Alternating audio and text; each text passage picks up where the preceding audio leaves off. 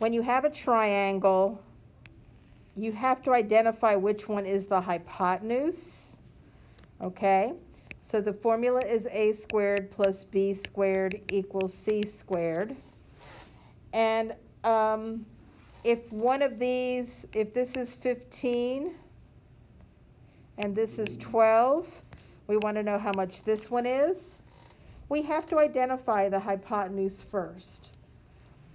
If you don't know how to find the hypotenuse, what you do is you find the right angle, which is always marked, and you just cross the field, and it's this guy right there that you hit.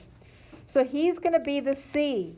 The A and the B are the other two. It doesn't matter which is which. So we get x squared plus 12 squared equals 15 squared. X squared plus 144 equals 225. X squared equals 64, I believe. Sorry, that's 81.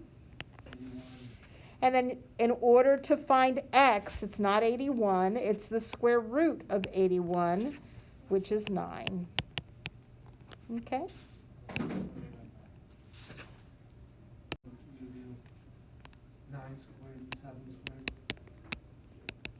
Equals x squared. That's 81 plus 49 equals x squared. That's 130, I believe, equals x squared. And when you square root 130, you get 11 point something. Go ahead and tell me to one decimal place.